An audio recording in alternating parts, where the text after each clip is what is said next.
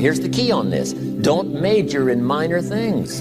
If you take up major time to do minor things, I'm telling you, you'll be behind the curve constantly. Here's what we learn in sales training. What's major time and what's minor time? Here's minor time, thinking about prospects. Here's minor time, making lists of prospects. Here's minor time, keeping books on prospects. Here's minor time, going to see the prospect. Here's minor time, evaluating the prospect after you've been there. That's all minor time. Here's major time, in the presence of the prospect. That's major time. And if you took a look, if you're in sales and you took a look at a week, you'd say, my gosh, I'm spending 90% of my time on the minor stuff and so little time on the major stuff in the presence of. How many hours in the presence of in my day? How many hours in the presence of during my sales week? Because the time that really counts is in the presence of. Majors and minors.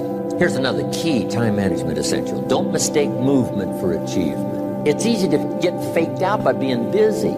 Guy comes home at night all exhausted, falls in the chair and says, oh, I've been going.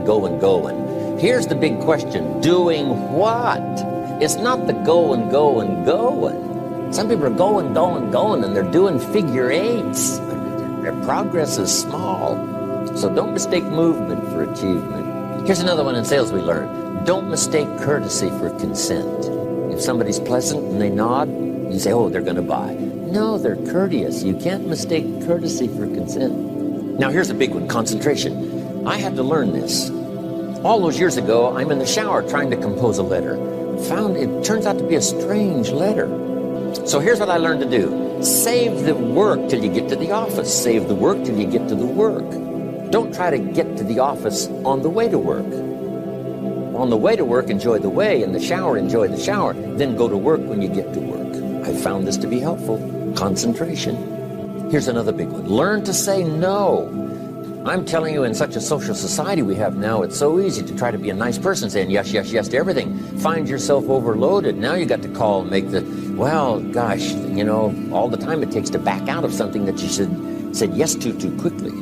Here's what might be better. I don't think so, but if that changes, I'll call you. Little things you can use not to overcommit yourself. My friend Ron Reynolds says, don't let your mouth overload your back. It's a good one. Now, here's a big one on time management. When you work. When you play. Don't mix the two. Don't work and play. I used to take my family to the beach and I would bring my briefcase. I learned not to do that. Or at the beach, I'm saying I should be at the office. Now my family's upset because I'm at the beach and I'm thinking office. Now when I'm at the office, I'm thinking what? I got to get my family to the beach. So things are not going too well at the office because I'm thinking beach, and things are not going too well at the beach because I'm thinking office. Here's what I learned to do. At the beach, be at the beach. At the office, be at the office. When you work. When you play. Don't mix the two. Don't work at play. Now, here's one of the most important ones. Don't play at work. Work is too serious. You don't want the reputation of being the office joker.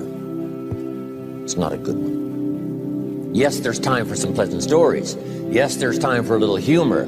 Yes, best if it's a happy office, of course. But I'm telling you got to be serious about work because you're parting with a piece of your life for the work you do. Your work costs you a piece of your life. Here's what it's called. Serious business. Not grim, not unhappy, but serious. Don't play at work. The old expression, I don't think we use it anymore, horse around at the office. Play around, play jokes, play tricks. No place, not at the workplace. At the beach, yes. At the bar, yes. Somewhere else, not work. You got to treat work with all due conservative passion because it's leading you to your future. Here's another key phrase. All work is good. You may not like your job, but if it's the stepping stones to get you to where you want to go, you got to appreciate your job. You don't have to have a passion for your job. Here's the ultimate passion, a passion for incredible success in every department of my life. That's the passion. But don't look down on some menial job you have to do to finally get you to where you want to go. No job is menial. No job is not, every job is noble. Training life for pay, making a contribution to society. Next, analyze how you are. And if you have some weaknesses, if you can't, doesn't seem like you can change, here's the key. Get it covered. I used to keep promising myself I'd keep the books, keep the books, keep the books. Finally, I gave that up. And back then, it only took me an extra 50, 60 bucks a month for some accountant to keep the books. I said, no, I'm going to save the 50 bucks. You can't believe what I started losing in productivity because I tried to save the 50 bucks. So the key is, a lot of the time you can stay like you are, but just make sure you get it covered. Next, beware of the telephone and all other systems of communication, especially the telephone at home and systems of communication at home. And here's one of the best lines I've got for you for the weekend. Let all communication systems serve you, but don't let them intrude. When it comes time to have dinner with your family, you shut off all systems, unless the ones that can take messages silently. Don't let the phone ring. Don't let anybody intrude, come through the front door, nor the back door, nor through the telephone or any other device. So you can't reach John and his family when he's having dinner. The President of the United States couldn't get through. If you develop that kind of a reputation, father, mother, when we have dinner, when we're visiting and have this time with our family, nothing intrudes. So don't let these clever little devices keep intruding. You've got to have a place that's sacrosanct, it's valuable. You don't let anything in for that period of time. Isn't that good advice? Here's the next one. Read all the books. You know, I've only got a few notes here on time management, but if you've got some particular challenges, you run a big organization, a big corporation, you've got some challenges, there's plenty of books. Now, here's what's next. Just be more alert to the things that might be stealing your time. Here's why. Time is like capital. You can't let someone steal your seed corn. You can't let someone steal your capital, and you can't let someone steal your time. You must designate your time, and some of the time that you designate, you must not let anyone steal. Casual time, you might let someone intrude and steal a little bit and take a little bit, but not serious time. Next, one of the great time management savers is to learn to ask questions up front. Sometimes you talk to somebody for an hour, and then you ask questions and find out if you would have asked those questions up front, you could have saved yourself an hour. Asking questions up front helps you to get to the problem now. But if you just launch into some discourse, you might waste 30 minutes, waste an hour, when here's what you should have been talking about. After you finished an hour, you say, John, what's really the problem? He said, well, it's something personal. See, that's what you should have been talking about this whole hour. Next, learn to think on paper. Some ways to think on paper. One, we've covered one. Solving problems. Take it out of your head and put it on paper. Another one is setting goals. Making these lists we've already started. Here's another good way to think on paper. It's a projects book. Each person you're working with and each project you're working on, get a loose leaf binder and a tab and some pieces of paper behind the tab and do a little continual summary of how it's going between you and that person and between you and that project. I call it a projects book. It is so useful to me. But what's going on between you and this person? When you last got together, what did you talk about? And you got a few notes there. Here's what we talked about the last time we got together. Now when you get together again, you can review that so you'll know better what to talk about. When the president gets ready to travel and he's going to meet some important people, guess what they bring him? All these briefing books. Right? The last time you were with Khrushchev, Kennedy is informed. Here's what he said and here's what you said. Kennedy said, oh, that's valuable. I need to remember that. If a person is important, it's worth a little running account. You might even have a projects book for your children. Here's what's happening between me and my child. We've talked about this, and we've talked about this, and we've talked about this.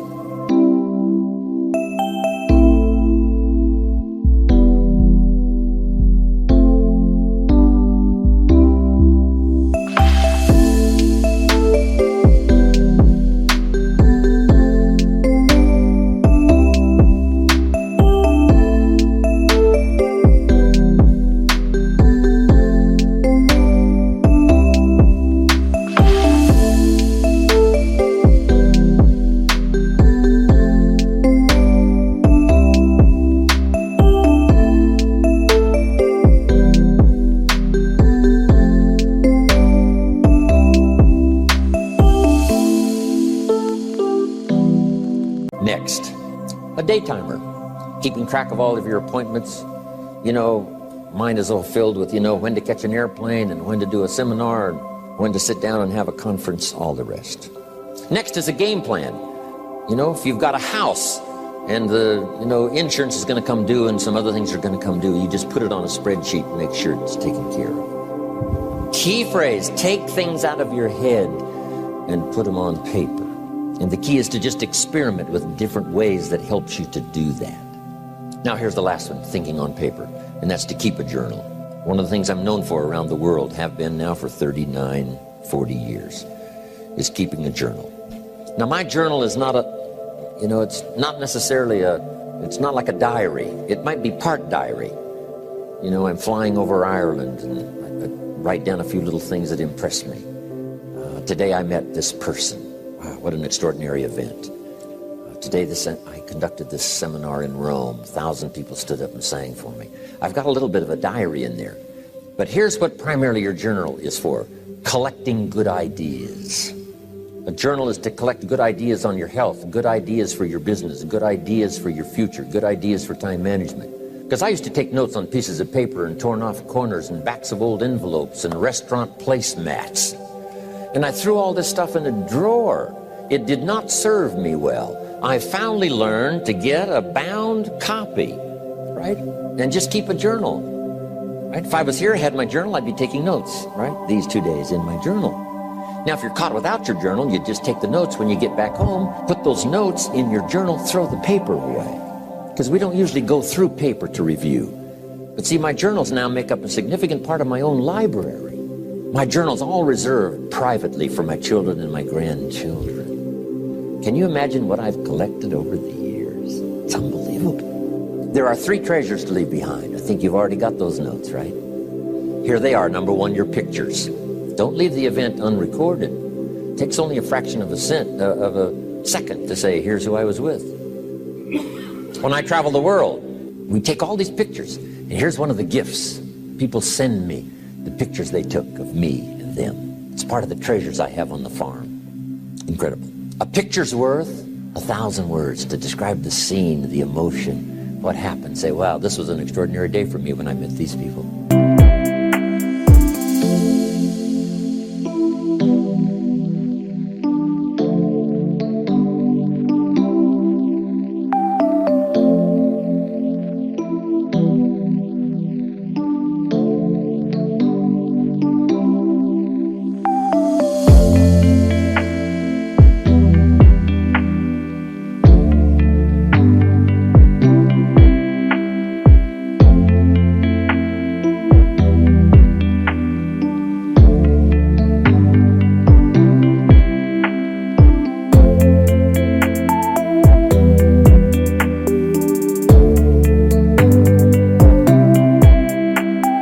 What they told me happened to them when they went to my seminar 10 years ago. Wow, the drama comes back if you've taken the pictures. It's one of the treasures to leave behind when you go. Remember the old photographs that we have now of, 100 years ago, 70, 80 years ago, just a few photographs? What would it be like if you had thousands of photographs of the past, of your history, your mother, your father, grandparents? So, change all of that now for your children. Leave all your photographs as a record. Here's what's next to leave behind, and that's your library. The books that changed your life, the books that changed your health, the books that rescued you from oblivion, the books that you passed on to other people, they were so exciting for you, the books that made you financially independent, the books that developed your leadership, the books that gave you wisdom to ponder when things were tough, the books that got you through the winter, the books that helped you to plant in the spring and harvest in the fall. What a treasure to leave behind. If you do that, here's what's for sure. Your books will be more valuable than your furniture.